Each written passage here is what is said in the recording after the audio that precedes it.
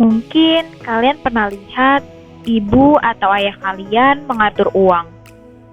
Gaji yang mereka dapat akan mereka gunakan untuk membayar sekolah, membeli makanan, memberikan kalian uang jajan, dan bahkan orang tua generasi masa kini yang melek finansial akan memisahkan uangnya untuk berinvestasi.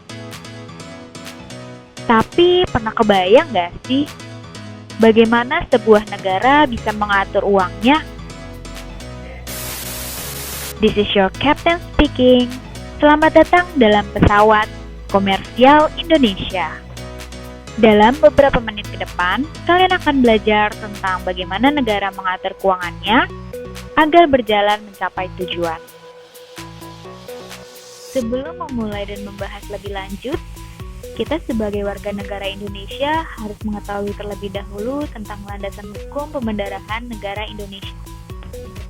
Pada tahun 2004, bersamaan dengan tahun lahirnya beberapa artis muda, Undang-Undang Nomor 1 Tahun 2004 lahir untuk mengatur tentang pembendaharaan negara.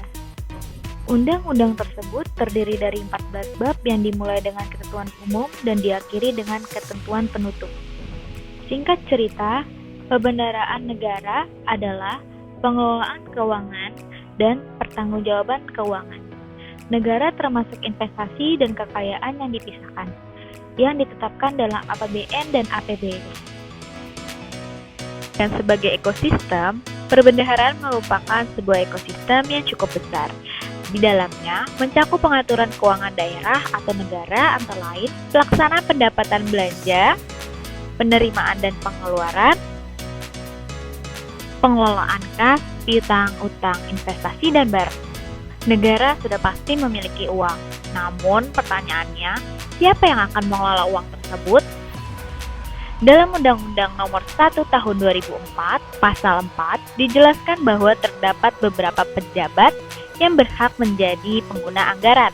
Dua di antaranya adalah menteri atau pimpinan lembaga, kementerian, dan kepala pemerintah daerah, gubernur, bupati, atau wali kota. Kedua pejabat ini tentu saja harus membuat serangkaian laporan pemakaian anggaran tersebut. Setelah pertanyaan siapa, maka selanjutnya timbul pertanyaan inti dari video ini, yaitu bagaimana sebuah negara mengelola uangnya. Pengelolaan ini akan kita bagi menjadi 4 bagian. Yang pertama, pengelolaan kas umum. Menteri Keuangan selaku bendahara umum negara memiliki kewenangan untuk mengatur dan menyelenggarakan rekening pemerintah yang nanti dalam pelaksanaan operasional dapat membuka rekening penerimaan dan juga rekening pengeluaran pada bank umum. Uang negara ini nantinya akan disimpan dalam rekening kas umum negara pada bank sentral. Yang kedua, pengelolaan piutang. Pemerintah pusat dapat memberikan pinjaman atau hibah kepada pemerintah daerah, BUMN, BUMD, atau lembaga asing dengan tata cara yang tercantum dalam Undang-Undang tentang APBN, dan bila setelah masa peminjaman itu selesai, namun kreditur tidak bisa membayar hutangnya, maka akan dilakukan penyelesaian piutang yang akan ditetapkan oleh Menteri Keuangan atau Presiden sesuai dengan jumlah piutang yang ada. Ketiga, pengelolaan utang.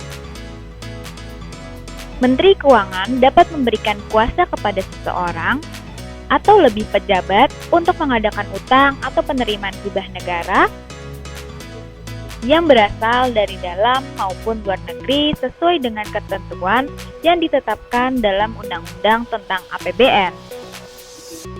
Sementara itu, gubernur, bupati, atau wali kota dapat mengadakan pinjaman daerah sesuai dengan ketentuan dalam peraturan daerah tentang APBD.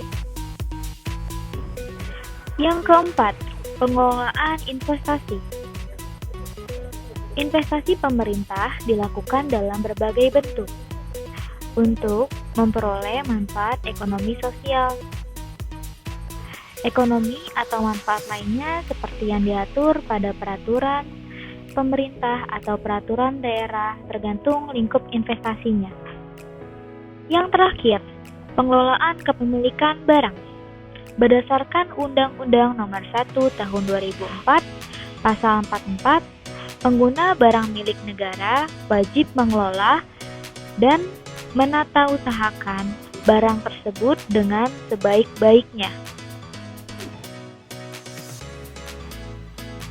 Ladies and gentlemen, sebentar lagi kita akan mendarat di Bandara Udara Negara Indonesia. Cuaca dikabarkan cerah, secerah masa depan Anda.